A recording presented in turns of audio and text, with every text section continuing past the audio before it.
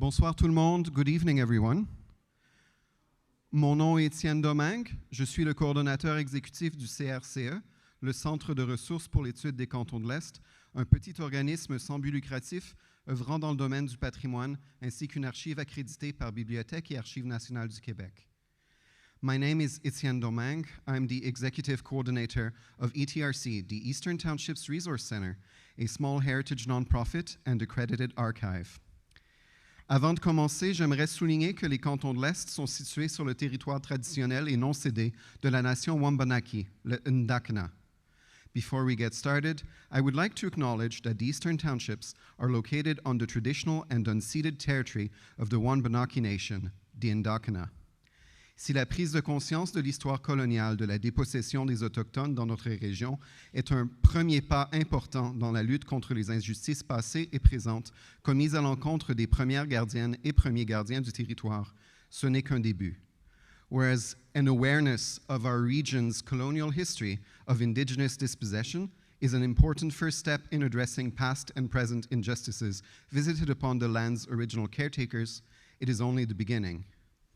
Nous vous invitons à réfléchir à la manière dont vous et vos communautés pouvez mettre en œuvre les 94 appels à l'action de la Commission Vérité et Réconciliation. We invite you to consider the ways in which you and your communities can implement the 94 calls to action of the Truth and Reconciliation Commission. Nous saluons également les contributions inestimables de Mijana Gijnik, le sénateur Murray Sinclair, à la Commission Vérité et Réconciliation. Que sa mémoire nous inspire à poursuivre son important travail.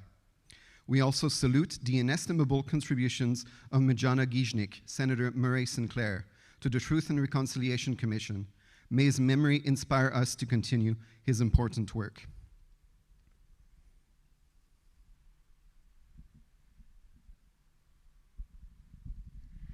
Hi, everybody.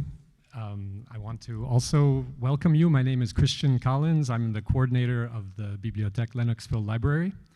I want to thank you all for being here. It feels very significant to me to gather tonight to shed light on a moment when our local history here in Lennoxville and Sherbrooke intersected so concretely and even dramatically with global events. And I want to say also that the response from the community in recent days and actually weeks has been pretty gratifying, as members of the public have spontaneously shared about their connections to that historical moment. Some of them descendants of the First World War veterans who were mobilized to serve as guards in the camp. Others descendants or friends of the refugees who were interned there.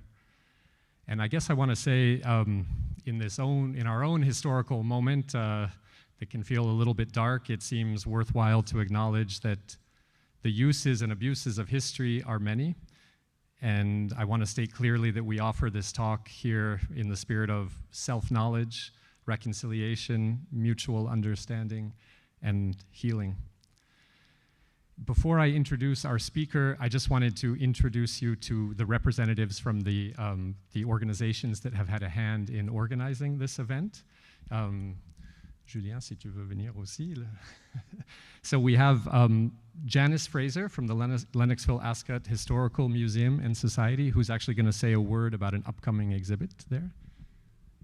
Thank you. Our museum is located at Uplands. Is that too far away? Located at Uplands, 9 Speed Street, and we're setting up a small exhibit on the second floor of the bottles, the ships in a bottle that you may have seen the pictures out there, and a chair that was made at the camp, and we're calling it Wartime Memories, Souvenir de Guerre. Thank you, Janice. So we also have, Etienne Darragh, who you've already met from the Eastern Townships Resource Center, and Julien Basile from the Musée d'Histoire de Sherbrooke.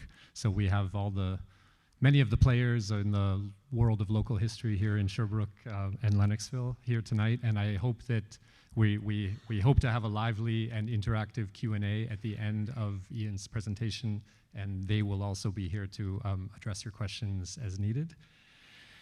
So I will now introduce Ian in English and then turn it over to Etienne to do the introductions in French. Ian Darragh is a graduate of the School of Journalism at Carleton University. He served as editor-in-chief of Canadian Geographic magazine and was then a roving correspondent for National Geographic in the States, traveling across Canada. Mr. Darragh was the communications lead for the Government of Canada's Holocaust Education Outreach Program. And this talk, in fact, is being held to mark Holocaust Education Week from November 4th to the 10th, and also to mark the launch of the new paperback edition of Blatant Injustice, the memoir of a Jewish refugee interned here in Sherbrooke. And I would encourage you, if you haven't already done so, Anne-Marie from Black Cat Books, our local independent bookstore, is selling copies of Blatant Injustice in the lobby, and I understand that Ian will be willing to dedicate them or sign them after the event. And this is a bilingual event. Mr. Darragh will address us in English, but his slides are in English and French, and during the question period, please feel free to express yourself in the official language of your choosing. So I'll turn it over to Etienne. Au nom du CRCE et de nos partenaires, il me fait grand plaisir de vous présenter notre conférencier de la soirée, Ian Darragh. Monsieur Darragh est diplômé de l'école de journalisme de l'Université Carleton. Il a été rédacteur en chef pour le magazine Canadian Geographic, puis correspondant itinérant pour National Geographic, ce qui l'a mené à voyager à travers le Canada. Monsieur Darragh a également été chargé des communications pour le programme de sensibilisation à l'Holocauste mis en place par le gouvernement du Canada. Cette conférence est organisée à l'occasion de la Semaine d'éducation sur l'Holocauste du 4 au 10 novembre et du lancement d'une nouvelle édition de poche de Blatant Injustice, les mémoires d'un réfugié juif interné à Sherbrooke. Cet événement est bilingue. M. Darragh s'adressera à nous en anglais, mais les diapositives sont en français et en anglais. Lors de la période des questions, sentez-vous très à l'aise de vous exprimer dans la langue officielle de votre choix. And now, without further ado, sans plus tarder, M. Ian Darragh.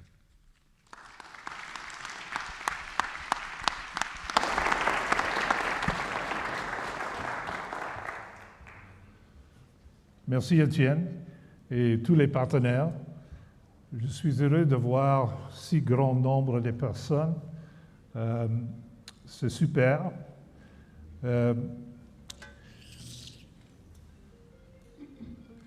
première chose que je vous demandais, c'est de fermer vos cellulaires.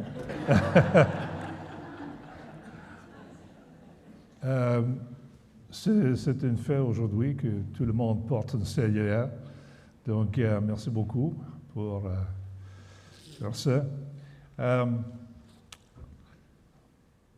We're also approaching Remembrance Day, and as I was walking around Sherbrooke, I noticed you have a Dieppe Avenue. And it was in 1942, in August, that Churchill conceived of this plan to do a practice attack on the beaches of France against Germany to test their defenses.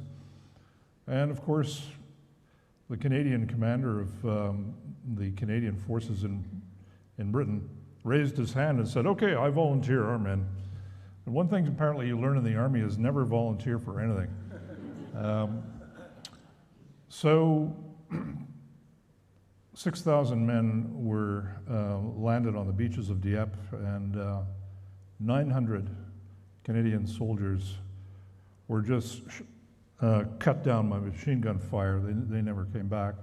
Many thousands of Canadians were taken prisoner. Others were severely wounded. And Churchill decided not to provide air support for this attack. He thought tanks were going to do it, but most of the tanks got stuck on the shore. They never actually made it onto land, and so it was a complete disaster. So one of the ironies is that while Canadian soldiers were fighting fascism and sacrificing their lives in France and Italy and many other campaigns, here at home, the government of Mackenzie King was pursuing a policy of anti-liberty, anti-democracy, and fascism. I don't know if you know the story of the 21,000 Japanese Canadians of Japanese ancestry whose houses were expropriated, their businesses, their fishing boats, and they were taken away from their homes in British Columbia, and they were moved to Alberta. The unjust incarceration of Japanese Canadians is fairly well known, but what is less well known is the imprisonment of Jewish refugees in Canada, and specifically here in Sherbrooke. It was the largest internment camp in Canada, and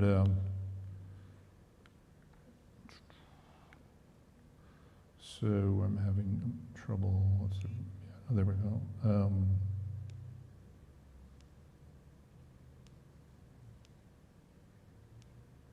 Oh, there we go. Okay. So this is a map of all the internment camps during World War II in Canada. And you can see that most of them étaient au Québec. Il y avait un camp d'internement à Sherbrooke, Farnham, dans une île sur la rivière Richelieu, à Trois-Rivières, et aux villes de Québec. Et il était seulement 2 en Ontario et 1 au Nouveau-Brunswick. Donc l'histoire des camps d'internement se déroule ici, au Québec. One of the things as a journalist I found is I'm very sensitive about language, and I think words are very, very important. And the Canadian Army talked about internment camps as if they were a summer camp. And this was very, very effective propaganda. So my good friend Walter Egersheimer received a letter from his parents saying, I hope it's not too bad at camp, but we know, it's not exactly a lot of fun, but, try to enjoy your time at camp. And it's kind of like he was at a summer camp learning how to tie reef knots and paddle the J-stroke. But in fact, these were prisons. And so I actually try to use the word prison rather than the word camp. So this is a photograph taken at here in Sherbrooke. It was called Camp N for Newington. Newington was a railway interchange on the Quebec Central Railway that ran from Sherbrooke all the way to Quebec City. And so you can see that the Canadian Army took barbed wire very seriously. And they had 3 coils of barbed wire to prevent anybody from escaping. And my friend Walter Egersheimer used to tell me that he had dreams. Il a rêvé de les fils de fer barbelés. And il avait des cauchemars, même qu'il a 80 ans. Donc, c'était une expérience qui lui a marqué. This is a photograph of the internment camp at Quebec City. It's a view overlooking the fleuve Saint-Laurent. On voit le pont du Québec. On voit les montagnes. And the Jewish internees would stand here and look at those mountains because on a very clear day you could see into the United States. You could see the Appalachian Mountains of New Hampshire. And that's where they wanted to go. They wanted freedom.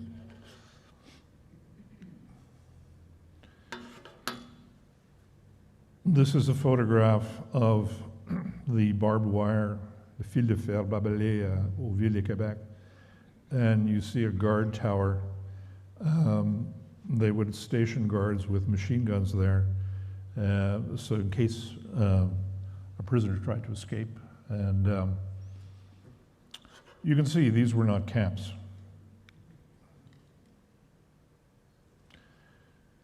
There were many internees here in Sherbrooke who went on to do incredible things. For example, you had Max Perutz, who won the Prix Nobel de Chimie.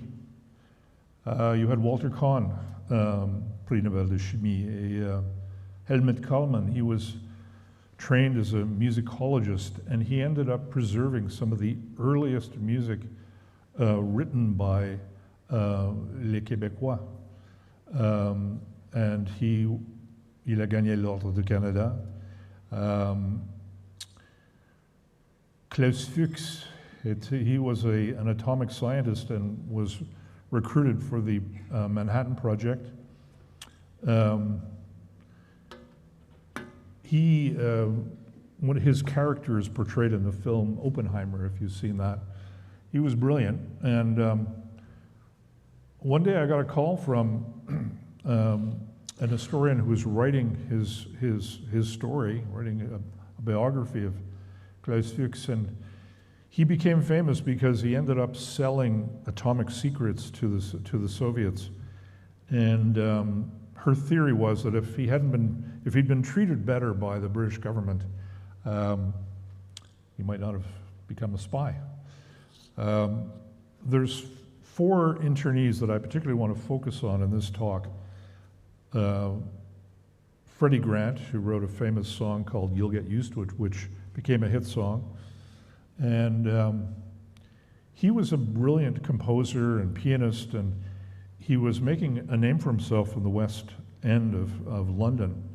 And he was composing music for films. And a neighbor of mine in Toronto was his piano student. And when she started reading the book, she said, I know Freddie Grant, I knew him. I mean, he was an incredible guy, but interestingly enough, or tragically, after he got his freedom from here in Sherbrooke at Camp N, he was so traumatized that he never wrote another piece of music. He performed at a quiet restaurant. He should have been at Carnegie Hall.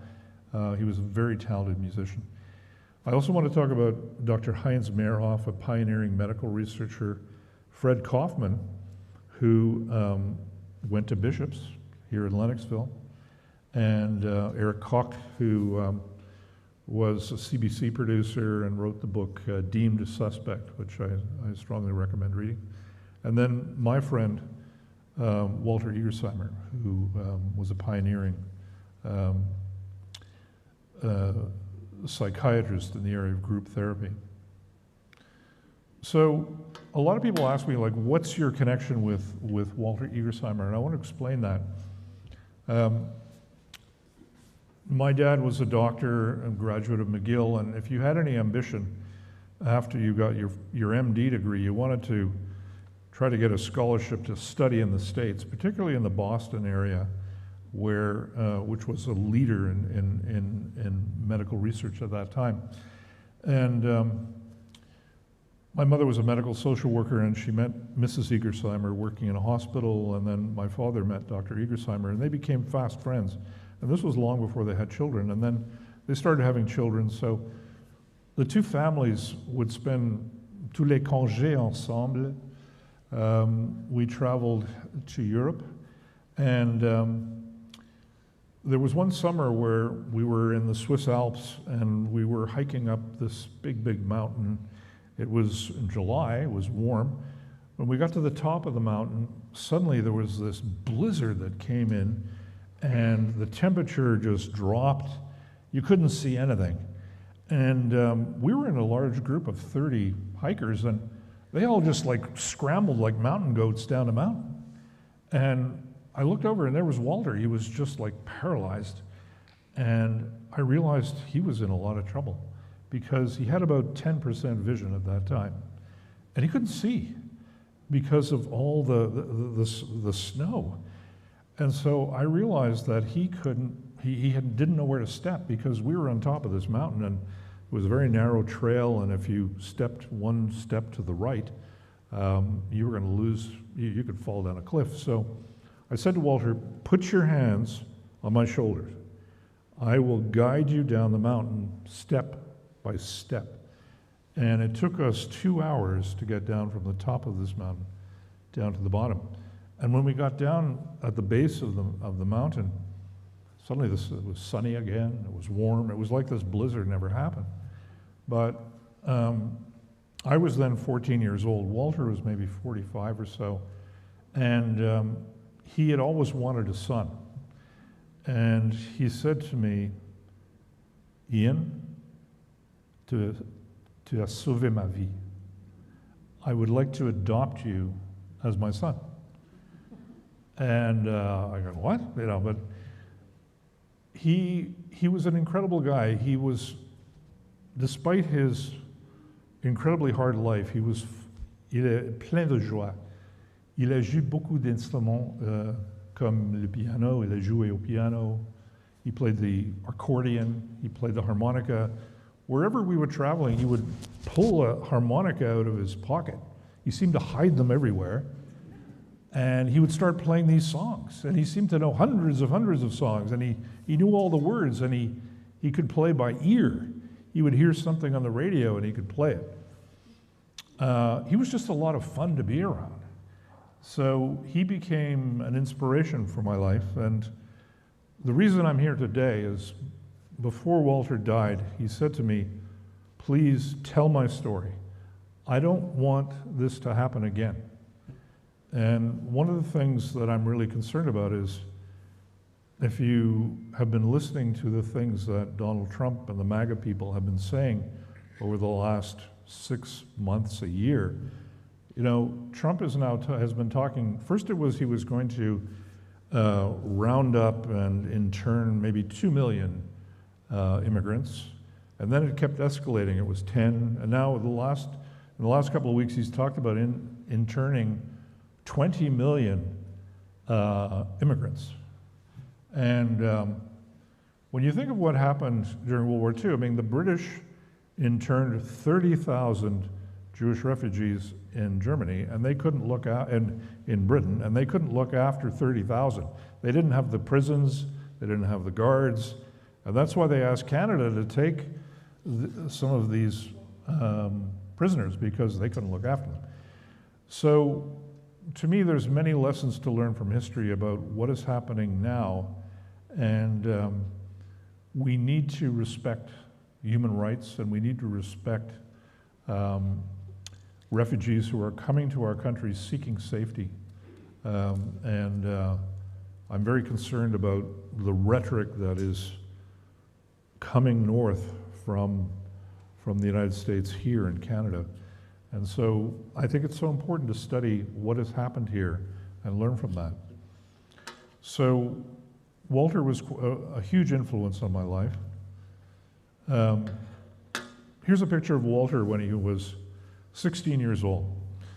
So this is his identity card in Britain, and la date sur son carte a beaucoup de significance parce que c'est 1933. Et c'est la date que Hitler est devenu chancelier d'Allemagne. And I want to tell you a very personal story of how this affected Walter and his family. So Walter's father was a renowned eye doctor at the University of Frankfurt. And within 3 months, Hitler passed a law saying no Jews could be employed at universities. Pas de juifs dans les universités, comme prof. So Walter's father suddenly lost his job. He was a beloved eye doctor. And shortly afterwards, Nazi gangs started roaming the streets of Frankfurt, and they were smashing the windows of Jewish-owned shops. They were smashing the windows of houses where Jews lived. And Walter and his mom and dad watched while these gangs were roaming around. And they realized that they had to leave because the Nazi brown shirts were yelling, "Death to the Jews," and all sorts of terrible threats. You know, we're going to slit their throats. And they realized that this wave of anti-Semitism had been whipped up by newspapers and by Hitler.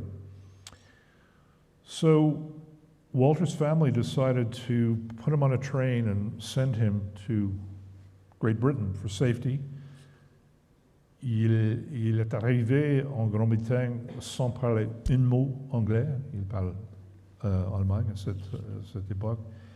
And it was very difficult for him. He was put in a British boarding school. He was teased terribly. But he was a smart guy. He learned English quickly, and he got good marks. And il a gagné une bourse pour étudier le médecin à l'Université de Londres. So, picture this, Walter's in fourth year university. Suddenly he gets a letter from the British government saying you have to appear before a tribunal. We're going to be examining all the Jewish refugees, everybody who holds a German passport, to see if they are sympathetic towards Hitler or whether they're a danger to Great Britain. So this is a page from Walter's identity card again, and a judge looked at all his documents and interviewed him, and the police grilled him, and they decided he hated Hitler. His father had lost his job. He had uncles who were, by this time, in concentration camps, and he was determined to be a refugee from Nazi oppression, and that's what is written on this page from his carte d'identité. And the text reads that this person is exempt from internment. So the Jewish refugees who had found safety in Great Britain were promised that they weren't going to be interned. This had happened during World War I, but they weren't going to do it this time. Malheureusement, the right-wing press in Germany in 1939 and 40 started whipping up panic. These same journalists who wrote for these tabloids, they had been advocating a rapprochement avec Hitler. Ils ont dit que Hitler est l'espoir pour la paix en Europe. And they'd been advocating, like Chamberlain, that there would be peace with Hitler. But when the British Army started losing this whole series of battles, they lost Norway. The Blitzkrieg drove them right to the English Channel. I don't know if you remember Dunkirk, where the small boats were sent over to rescue the remains of the British Expeditionary Force. The right-wing press in Britain started looking for somebody to blame, and they said, "Oh, it's the Jews. They're the ones who really are the danger. They could blow up bridges. There were young women who were working as domestic servants for some of the aristocrats, and they could be spying on us." And so initially Churchill was against internment, but then he caved, and the British decided to intern 30,000 Jewish refugees and holders of German and Austrian passports. And Churchill started to realize that, okay, they couldn't possibly guard 30,000 people, so he asked the governments of Canada and Australia to start taking these refugees. And they started sending prison ships to Canada, and Walter wasn't supposed to be on a ship, but he wanted to stay with his friends, so he snuck on one of the ships, not knowing where he was going, and ended up at Quebec City. And initially, there at the internment camp in Quebec City, which was on Les Plaines d'Abraham, you had genuine Nazis, and you had refugees from Nazi oppression, all mixed together. And the Nazis kept singing their Nazi songs and threatening to slit the throats of the Jews. And there was a Canadian intelligence officer who had been studying at Cambridge, and he started interviewing people from the different groups, and he realized that, okay, there was a big screw up here. We were supposed to get prisoners dangerous prisoners of war from Germany, from Britain, but in fact we've got this mix-up. We've got rabbis, and we've got rabbinical students, and we've got physics professors, and we've got doctors. It's just a mix of people. So he persuaded the Canadian government to start separating the Nazis from the refugees. And for some reason, I haven't discovered why, the authorities in the Canadian Army decided to also separate the Jewish refugees from the Christian refugees. So the Jewish refugees were sent here to Sherbrooke, and the Christian refugees were sent to Farnham.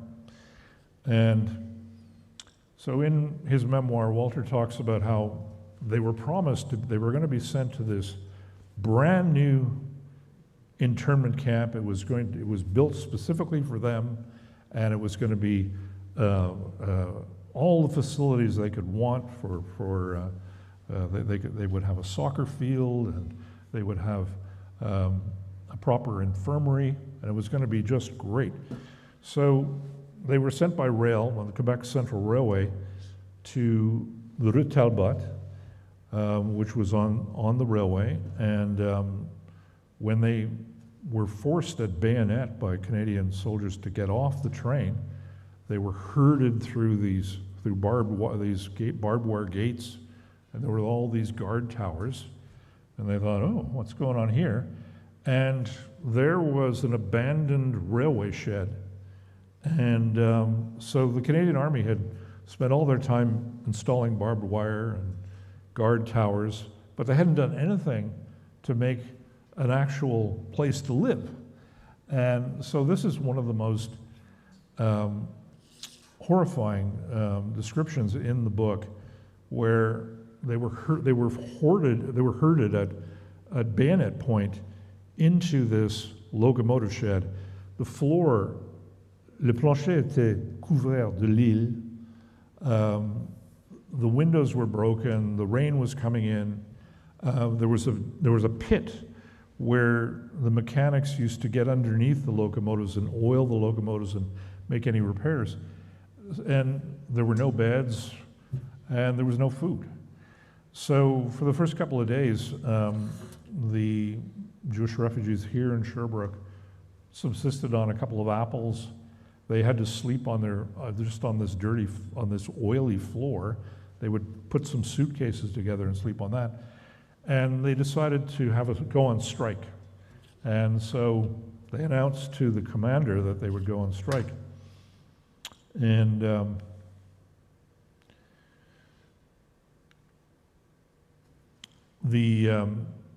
going to show you a picture of, this is what this locomotive shed looked like. You can see there's two big doors, and that's where there were actually railway tracks going into this building, and had a very high ceiling. And so they went on strike, and the commander met with them and said, okay, you guys go on strike, we're not going to feed you. We're going to starve you out. And so eventually the refugees realized they weren't going to win this one, so they made a counteroffer. They said, if you supply us with building materials, lumber and nails and everything, we will construct a dormitory inside this huge building. And among the refugees were architects, and there were skilled tradesmen. And so this is a picture of a Jewish refugee actually helping to clear away the debris and to build a habitable dormitory inside this very drafty building. And they repaired the roof, and they repaired the windows, and they made a livable space. You see the photograph on the right.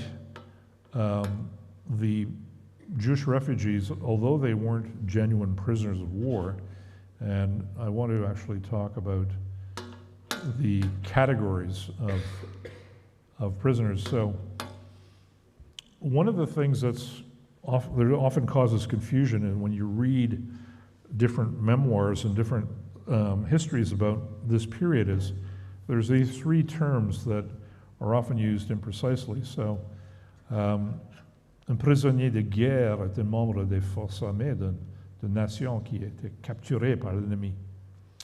The confusing part is the government of Canada under Mackenzie King, in its wisdom, passed a special order in council creating a second category of prisonnier de guerre. C'est un prisonnier de guerre deuxième classe. And this could be a civilian. So they tried to justify the fact that they were forcing the Jewish refugees to wear these prisoner of war uniforms with the red target on the back. And I'm sure you can imagine what this target was for. It was to provide a good target so if any refugee tried to escape, they could be easily shot. So there was this constant battle going on between the Jewish refugees and the commanders of the camps, because the commanders kept insisting that they were the prisoners were prisoners of war, and the Jewish refugees kept saying, no, we're refugees from Nazi oppression, and so they would create signs and put them on the barbed wire to try to communicate to the people of Sherbrooke that these were refugees. They were refugees. And the prisoners in Farnham actually painted a huge sign on the roof of their dormitory saying, "We are refugees." And as soon as the commanders woke up in the morning and saw that, he immediately commanded his men to paint over this sign, and he put the instigators of who painted this sign in solitary confinement. That was their favored method of punishment. This is a drawing of what the inside of this huge locomotive repair shop looked like. And I want to stress that all these drawings were made by the internees themselves. They wanted to keep a record and show to the world what was happening to them. They weren't allowed to have cameras, and they weren't allowed to have paints or paintbrushes, so they would actually make the paints themselves out of beets. They would make a little fire and keep the pieces of charcoal so they could draw. They were very, very inventive. This is actually a plan of Camp N, and the two buildings on the right of this drawing are still there.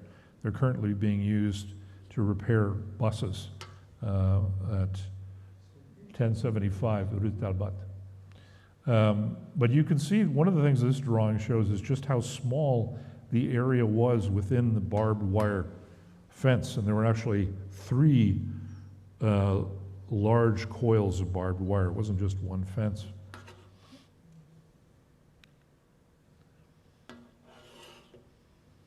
The photo on the left was taken by a photographer working for the National Film Board, l'Office National du Film. C'était une photo de publicitaire, and the legend on this photograph, the caption was Canada's Guess. So this was part of a propaganda effort on the part of the Canadian government to try to convey that, this was a very benign imprisonment. They were, the prisoners were very happy. And the photo on the right is an actual prisoner's uniform worn by Alfred Bader, and he was interned at Camp I, which was at Fort Lennox, which was on Île aux Noix. Has anybody ever been to Fort Lennox? Oh, okay, so you know it. It's a massive stone fortification built by the British during the War of 1812, because the American border is just a little bit south of there. And I'm going to mention more about Fort I in a minute. So this is a caricature of the second in command at Camp N. And this is a quote from Walter's memoir. The anti-Semitism of this man was incredible. And he regularly called the prisoners dirty Jews. He didn't hide his anti-Semitism. And any prisoner who would dare question him was thrown into solitary confinement for a week. And this was a small cell that was a bit of hay to sleep on and a bucket, and that was it. And there were many refugees. This is not well known. There were many refugees at Camp N here in Sherbrooke who were Holocaust survivors. They had been imprisoned by the Germans at Buchenwald and had either been escaped or had been let free for some reason. And when they reached Britain, they thought they were safe. And then suddenly they're imprisoned again by the British. And they believed that Britain was a land of laws and a land of justice and the Magna Carta, and they felt betrayed that Britain had interned them. And then Canada was going along with this. So it was a double sense of betrayal. So there were many artists among the internees, and les gens de Sherbrooke avaient beaucoup de curiosité au sujet de ce camp, cette prison. Et so you can see there's a guard, and young ladies would often walk by and sort of taunt the prisoners.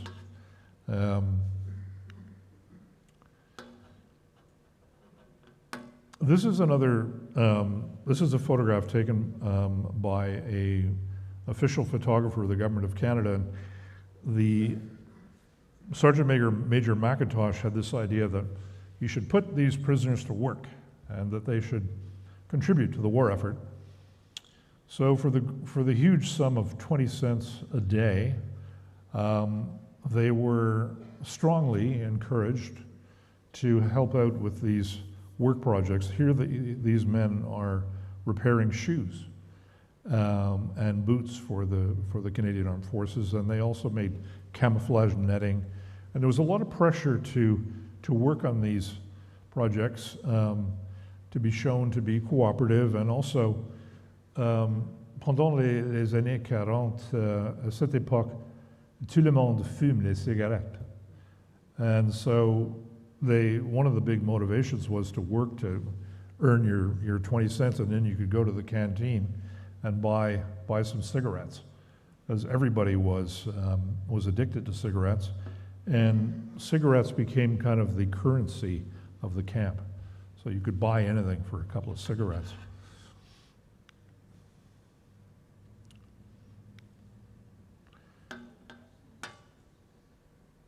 Among the guards, there were some who really, they sympathized with the Jewish internees, and they would be nice to them, and if they needed something from outside, they would often hide something that the prisoners wanted. And one of the things they did in the winter, the prisoners were really getting bored, and they were confined to such a small area. So some of the guards said, well, look, why don't we teach you how to make a patinoire, a skating rink, and we'll teach you how to jouer au hockey. And so the prisoners actually really enjoyed this, and some of the guards were really very kind, and they ended up getting donations of hockey sticks and pucks and skates. And so this was a bright period for the camp. And I don't know who took this picture, but it shows, a lot of the internees enjoying themselves skating. The internees were always trying to prove that they were enemies of Hitler. And so, as Janice mentioned, and she talked about her exhibit of ships and bottles, so this picture actually shows a number of ships and bottles. The prisoners would make them, and they sold them to raise money for air raid victims in London. And they wanted to show that they were supporters of the Allies. They were against Hitler. And I spent a lot of time at the archives in Ottawa reading the diary of the commander of the camp, and he makes one comment about this exhibit. He said, okay, I know the internees are trying to pretend that they actually support the Allied cause, but I know deep down they're Germans. And even though they're Jews, they really support Hitler. So he refused to believe. He just did not understand what it meant to be Jewish in Germany and to lose your family to the concentration camps. He just had a blocage.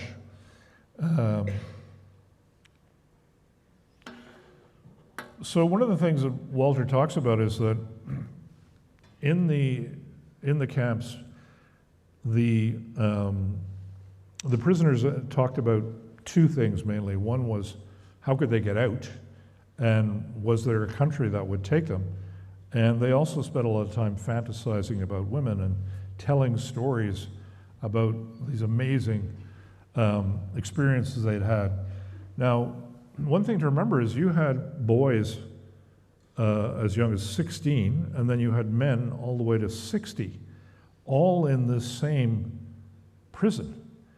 And so, you know, there were some men who were married, and they had been arrested suddenly and taken away from their wives and their family. And often it was months before they were allowed to even write a letter home to tell their wife, what had happened to them. And so they missed their wives terribly. And so this artist drew sort of he was clearly trying to summarize, these are the fantasies that the older men had.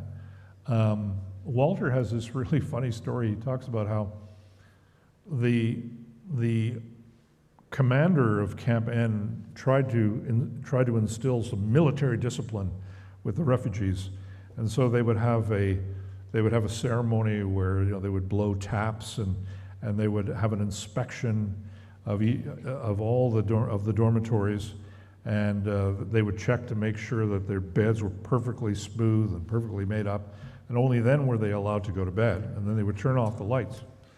And you'll notice that this artist actually has it correct. These bunk beds were made of very, very thin rails of iron, and they were wobbly, right? So every night the beds would start wobbling back and forth, and it's because the people on the top bunks were masturbating, and so the beds would rock back and forth, and and then people would start laughing, so this was just part of life there. But one of the things Walter's book does is it really takes you right into the experience of the internees. His memoir really takes you there and provides incredible detail. So this is what Sherbrooke's centre-ville looked like in 1939. And Sherbrooke in those days was a very prosperous, even then it was a very prosperous city. It was a railway hub. You had plenty of factories. It was a center for banking, and there were major hospitals in Sherbrooke, and the odd thing was, this shows you the location of Camp N. The odd thing was that when I talked to Walter about this, I kept saying, did you know exactly how close you were to downtown Sherbrooke? And he said, no, we thought we were in the middle of the Canadian wilderness, because around them they could see trees, and they had no idea that they were a 10-minute drive from the Hotel Dieu hospital. So this is one of the strange things. He thought he was in the middle of the Canadian wilderness. I didn't realize how close he was to Sherbrooke.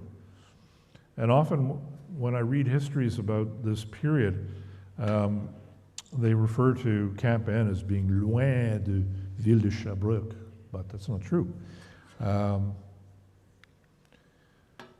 The history of Camp N is quite complicated, and it's led to a lot of confusion. So for the first 2 years, it was mainly most of the prisoners were Jewish refugees.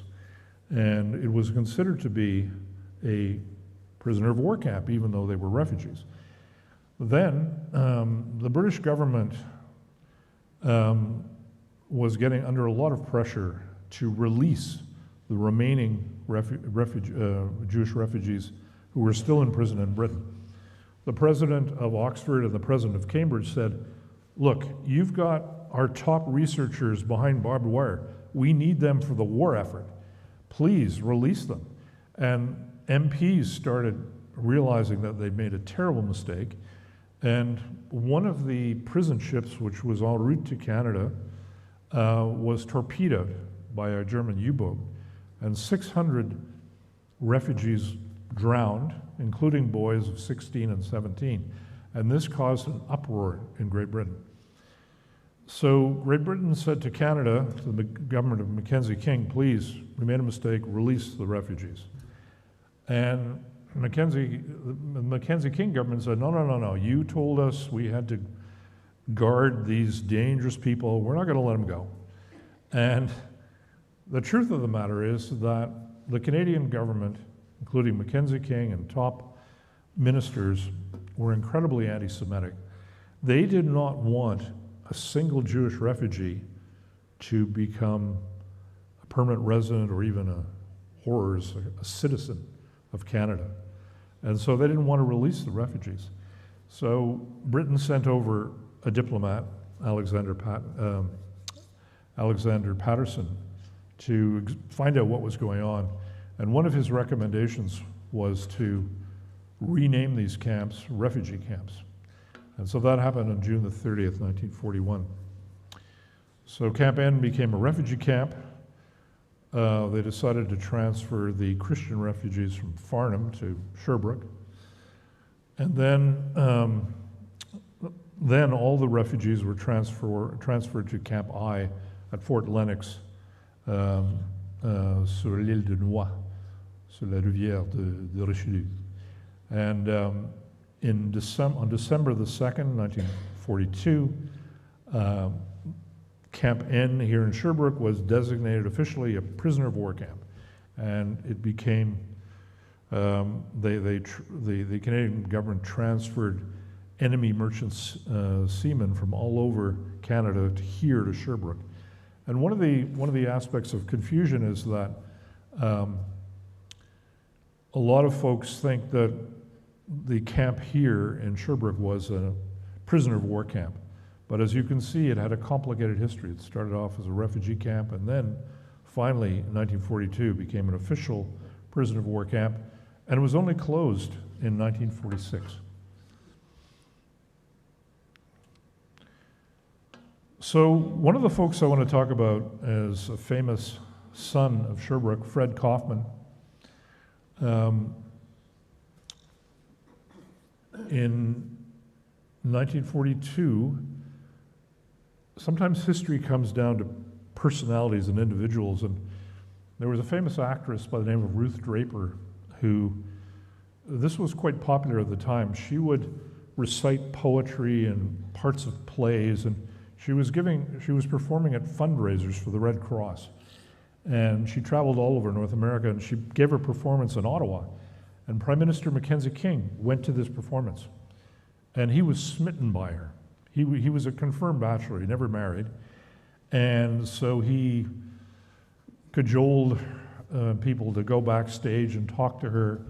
And he was so smitten by her that she realized that she had an opportunity to influence him. And a friend of hers had a son who was interned at Ile Sainte-Hélène at Montreal. He was only 17. And Ruth Draper persuaded Mackenzie King to release him because he had a sponsor. And this started to gradually open up things. So, au fur et à mesure, il y avait des garçons de 16, de 17 ans qui ont libéré. And one of them was Fred Kaufman. And there was an influential Jewish community here in Sherbrooke. It was small. There were about 50 families or so. But the rabbi, Abraham Middleman, heard about this opportunity to sponsor some of the younger internees, and he sponsored Fred Kaufman. And he was adopted in the family and treated like one of his sons. And Fred had, he had been studying at the, what was called the Camp University.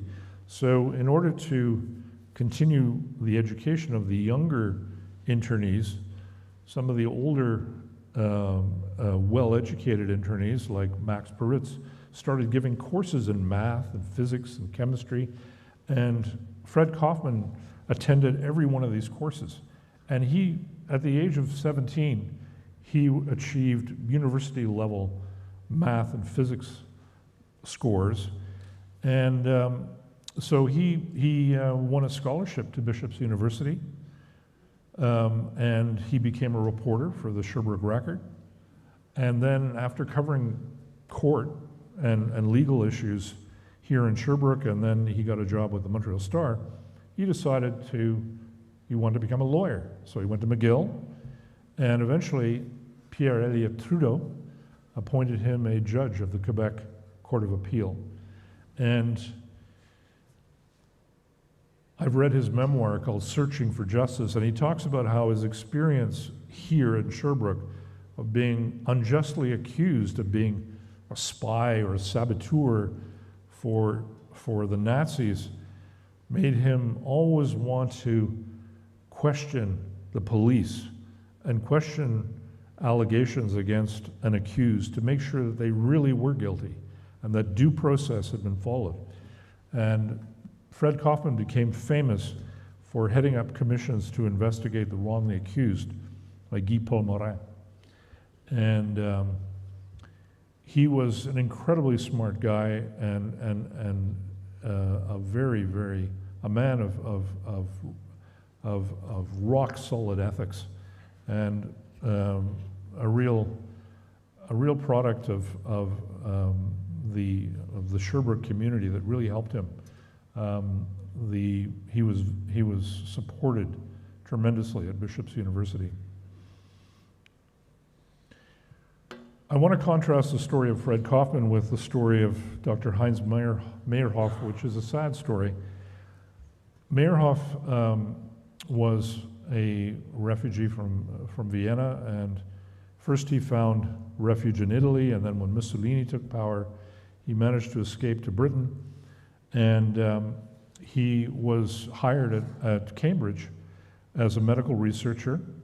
He earned his PhD in 1940, the year that he was interned, and he discovered, he was focusing on the lymphatic system, which really wasn't well understood in 1940, and he discovered a hormone that governs the workings of the lymphatic system. And he got his PhD, and suddenly he was arrested as an internee in Britain, and he was sent here to Sherbrooke. And in the summer of 1941, he diagnosed that he was having a lot of pain in his abdomen, and he diagnosed himself that he had a perforated ulcer. And so he went to the medical officer in charge of Camp N, and he said, "Look, I have a perforated ulcer. I have this incredible pain in my stomach. I need an operation right away to save my life. If it bursts, I'm going to die of infection." And the medical officer in charge of Camp N said, "Well, it's probably just a stomach ache. Don't worry about it. I mean, it'll go away." Well, 3 days later, he was dead. He predicted his own death. And yesterday, I went to the Jewish cemetery here in Sherbrooke, and I found his gravestone. and I put a rock on it to commemorate him. And the local Jewish community here paid for a lovely gravestone and inscribed his name on it, and the fact that he was a doctor and an MD. And his case is really typical because there was really no medical care offered to the internees here in Camp Sherbrooke. My friend Walter Egersheimer suffered from a very severe glaucoma and eye condition and kept having retinal detachments, but he was never offered any assistance, any medical care. When you go through the archives, you see all these letters from the internees saying they had toothaches, they needed dental care. There was never any dental care provided in the camp. And so this is an example of really the callousness of the Canadian Armed Forces and the Canadian government, the federal government. Walter managed to keep a lot of documents to try to prove what happened to him, and this is a fascinating one. Eventually, he tried to be admitted to the U.S., and the U.S. would not admit Jews either, even though Walter had a full scholarship to Tufts University Medical School in Boston. And he tried to go back to Britain, but because of his eyesight, he wasn't allowed to go back by Britain. Canada wouldn't allow him to give him his freedom. And so it was proposed to him by the Canadian government that he go to Cuba. And this is a letter that he wrote to the Commissioner of Refugee Camps, because he was trying to go to the US, and he applied for an American visa from Cuba. And it's a fascinating letter because it says to him that he was regarded as being a friendly alien while interned in a refugee camp in Canada. And this is an official recognition that he was a friendly alien. And so when you read this letter, you're sort of asking yourself, well, why was he even interned if he was a friendly alien? It just shows the absurdity of this. And the second part of this letter, the second paragraph, is also very telling because it says, your release was unconditional and was granted on the strength of an authorization therefore received here from the Home Office of the United Kingdom. And in fact, this is an outright lie because his release was not unconditional. I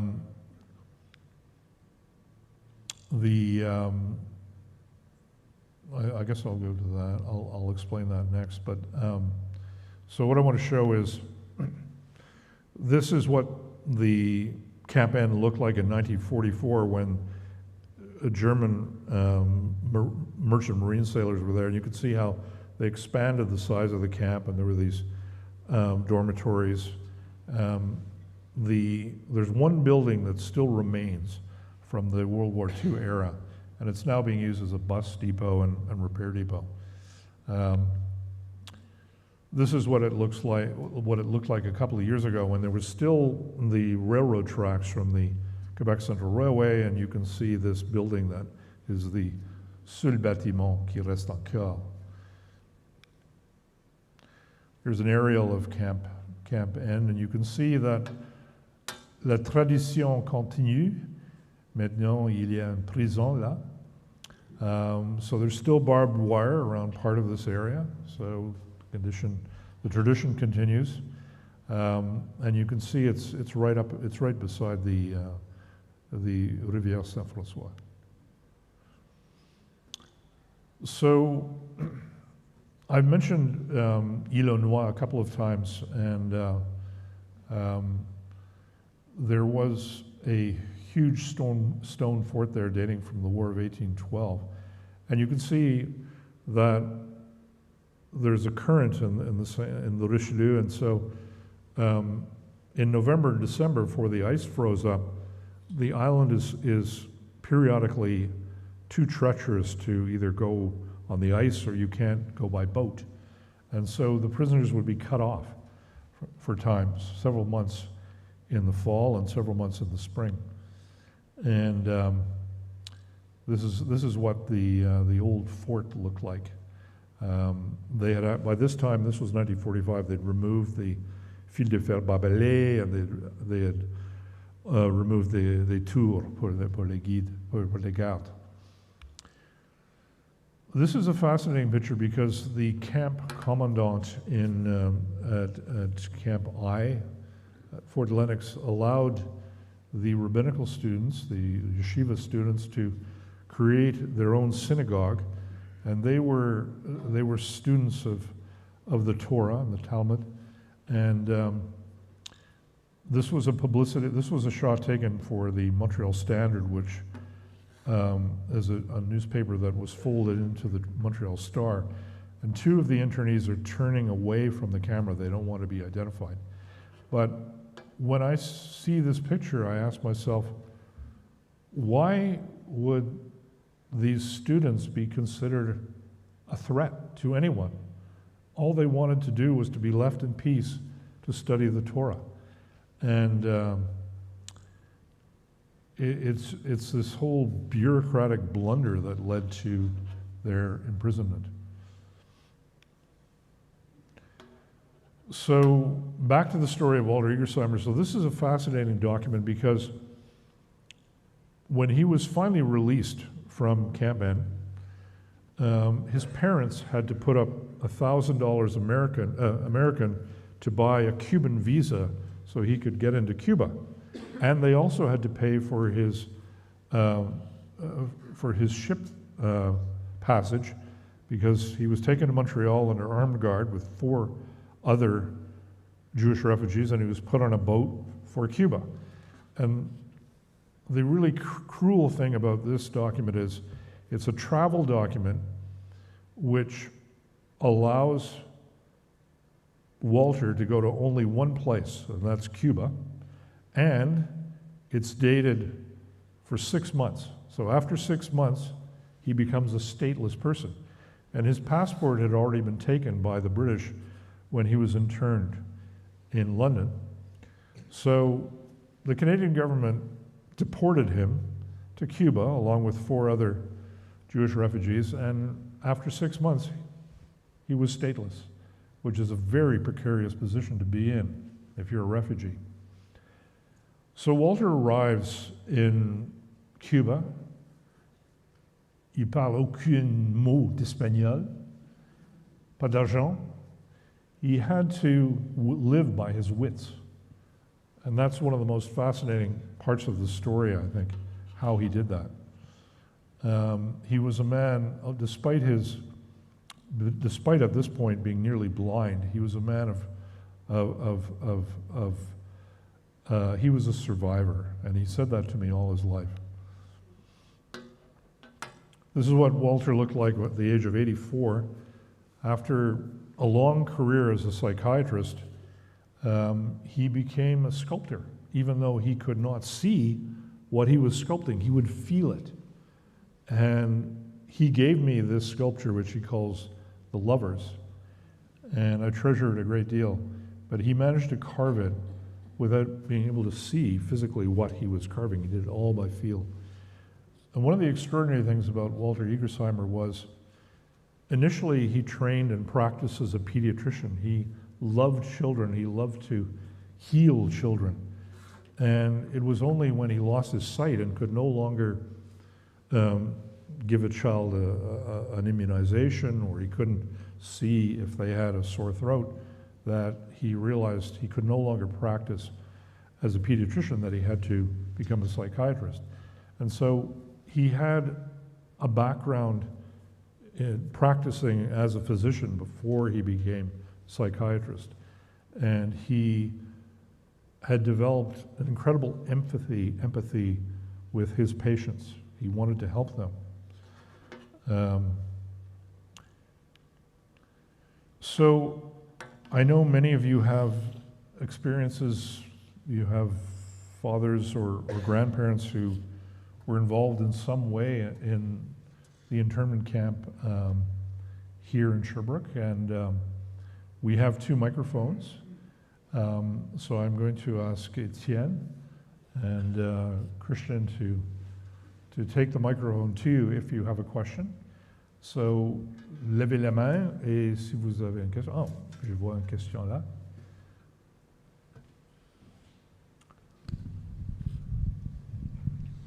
Merci. Merci. Ah, je le tiens. C'est vous qui le tenez? D'accord. Merci beaucoup pour cette présentation qui était très troublante, terrifiante, littéralement, surtout à la lumière de ce que vous avez dit concernant les problèmes auxquels on fait face aujourd'hui. Et je voulais, juste avant de poser ma question, vous dire que votre grand ami et père adoptif serait très touché par le fait que vous avez ramené sa mémoire ici à Sherbrooke. Et ce qui m'amène à penser à Sherbrooke, donc, qui est ma ville natale. Je suis née ici en 1947. J'ai fait toute mon éducation ici et jamais je n'ai entendu parler de ce camp. Jamais j'ai entendu parler de réfugiés juifs ici, à Sherbrooke, parmi nous. Et je ne sais même pas où il se situe, sauf que j'ai vu là sur la carte. Mais je me demande comment on peut se souvenir de quelque chose qu'on ne peut même pas localiser.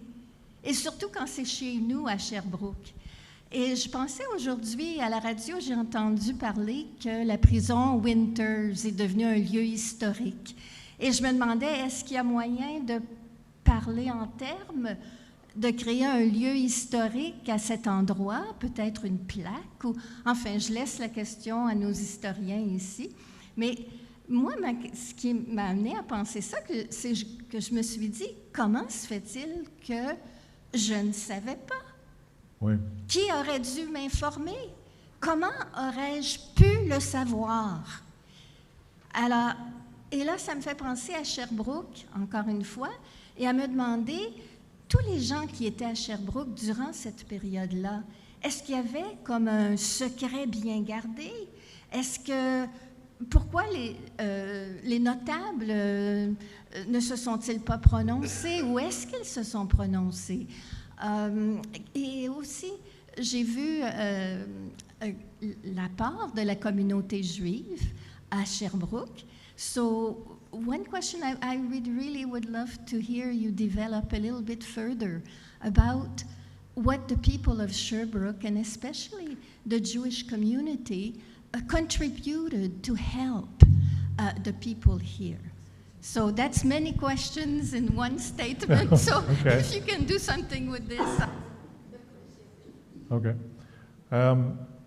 Well, d'abord, j'aime votre suggestion que l'idée d'une plaque pour marquer l'endroit de ce camp, je pense que c'est une bonne idée parce que au Nouveau-Brunswick, par exemple, il y a un musée, il y a des plaques sur le lieu d'un ancien camp d'internement.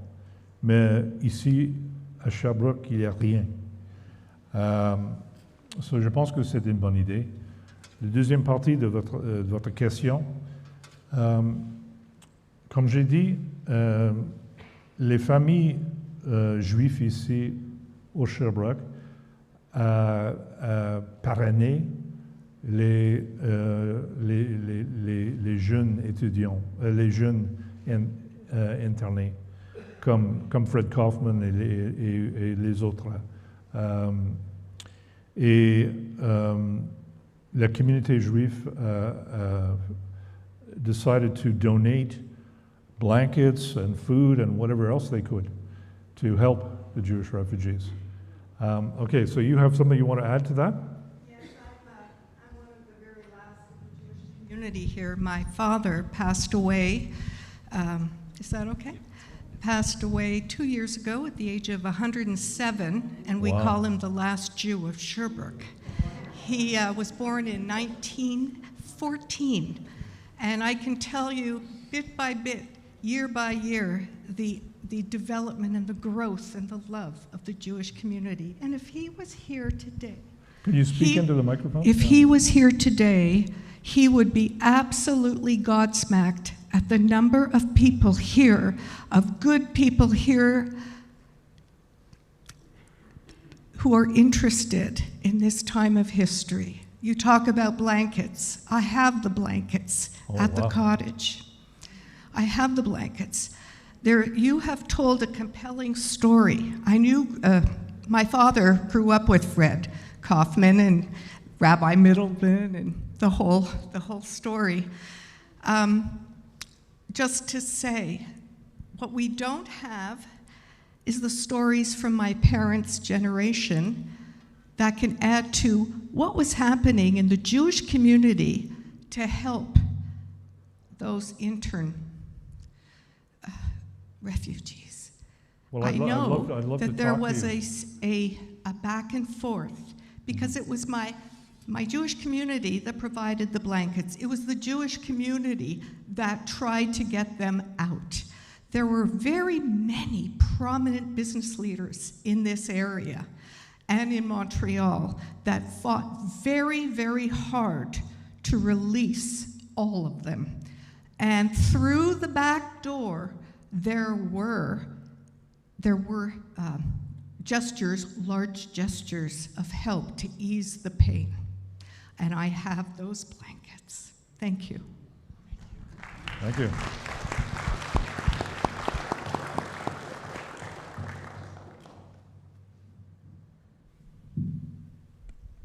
I'm a survivor of the Jewish community. I was born here. I came back, and I live here now. Reverend Middleman was my great uncle, and Auntie Dora. We were family, and I knew Freddie very well. He was brought up with my mother and my aunts. The anti-Semitism in the community, all of that time, during that time, kept this very quiet. We were Mosey Juif, and we knew we were Mosey Juif. The community worked very, very hard for the refugees, the whole community. Many families donated the blankets. Reverend Middleman fought to have Meyerhoff released from the prison and buried in the cemetery, and he did. He had to fight with them to get a Jewish burial for him. So, you know, the Sherbrooke community didn't know about Camp N, but the Jewish community knew about Camp N, and we didn't. It's not something that they talked about, because it was, when people, you know, when anybody goes through bad experience, they don't talk about it a lot. So it wasn't talked about, but we all who grew up with it knew what happened. So the Jewish community was very supportive, as supportive as they could be. And, you know, thank God that it finally finished and they were released. Yeah. Thank you so much for sharing that.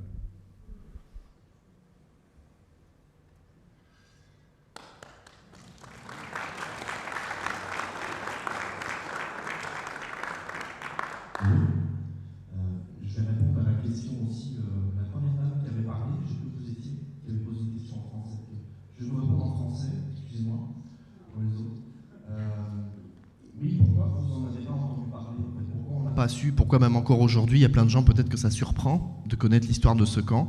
Je vais répondre en fait, mais d'autres personnes qui ont parlé après moi ont répondu aussi un peu. Déjà, il y a certaines personnes qui le savaient, notamment de la communauté juive locale aussi, qui étaient quand même au courant de ce qui se passait. Peut-être que des gens aussi qui étaient prisonniers de ce camp-là n'ont pas voulu parler, ont voulu mettre ça derrière eux. C'est des gens qui sont arrivés à Sherbrooke, qui n'étaient pas du coin, qui sont après repartis de Sherbrooke, qui n'ont pas nécessairement fait leur vie ici. J'ai échangé quelques documents avec Ian, notamment un journal de réfugiés qui s'était retrouvé dans des archives en Australie, si tu te souviens ce que je t'avais partagé il y a quelques jours, donc des documents qui se sont éparpillés un peu partout à travers le monde, donc c'est pour ça aussi qu'on ne savait pas vraiment ce qui s'y passait. Je me souviens d'un article dans le journal La Tribune dans les années 1960, donc pas non plus extrêmement longtemps après, qui parlait d'un camp de concentration à Sherbrooke, donc ce qui n'aidait vraiment pas à éclaircir les choses, parce qu'on utilisait des termes qui avaient rien à voir avec cette situation. Donc est-ce que c'était un camp de prisonniers? C'était pas des prisonniers de droit commun, comme une prison civile, c'était pas des prisonniers de guerre dans un premier temps. Ils s'identifiaient eux-mêmes comme réfugiés, mais comme tu l'as rappelé, ils n'avaient pas exactement le statut de réfugié, puis ils l'ont eu, mais ensuite ils n'étaient pas traités comme des réfugiés. Donc pendant très longtemps, pendant des décennies, en fait, c'était difficile de comprendre ce qui se passait, ce qui s'était passé dans ce camp-là. On n'avait pas les documents pour le prouver. On avait des récits qui se passaient dans certaines communautés. Mais effectivement, il a fallu attendre quelques décennies, à moins vraiment dans des cercles d'historiens très très restreints. Il y a quelques communications publiques qui ont été faites dans les années 40-50, mais très localement pour dire qu'il y avait un camp de réfugiés au camp N. Mais oui, les informations ont manqué pendant très longtemps. Je pense que l'un des intérêts aussi de ce livre-là, puis de ce témoignage aussi, plus généralement, puis des témoignages qui sont apportés aussi, c'est que l'histoire s'écrit comme ça, par des gens qui ont gardé des photos, des plans, des objets. On a les photos des objets qui ont été faits par là-bas, mais aussi les uniformes d'époque, les dessins qui ont été faits sur place. Donc c'est comme ça finalement qu'on entend parler. Voilà. Pourquoi on n'en entend pas parler? Parce que les voix ne s'élèvent pas. Puis pourquoi on en entend parler finalement? Parce qu'il y a des livres qui sont écrits. Donc voilà, je pense que c'est un... Donc bien merci pour cette communication aussi, en passant. Puis pour votre question. So I want to... je voudrais remercier les gens qui ont partagé leurs histoires. And I want to thank the institutions that have supported my talk today. I think we're at the beginning of trying to understand what happened here in Sherbrooke. And as Etienne said, and Christian said, it's an opportunity to learn about what really happened and to come to terms with that and learn lessons of history that we can't demonize other people who don't speak the same language as us or don't look like us. Nous sommes tous des humains. And this is really the lesson of what happened here in Sherbrooke, and how bureaucracy can really cause so much damage. So thank you so much for coming. If you want to read Walter Egersheimer's memoir, ses mémoires, Black Cat Books, Librairie du Chat Noir, ont des livres disponibles. Et thank you so much for coming and sharing this. And I hope that we can pick up the suggestion of la madame qui a suggéré une plaque pour marquer l'endroit. I think we need to do something so we don't forget what happened here and learn from it. Merci beaucoup.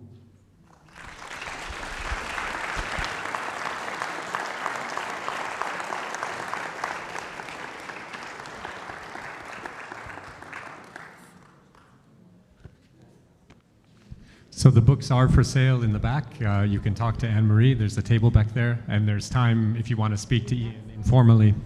Thank you all so much for being here tonight. The one that died at 107, that's Robin Heilig. She lives only half 10 years. So I want Well, yeah, I want to get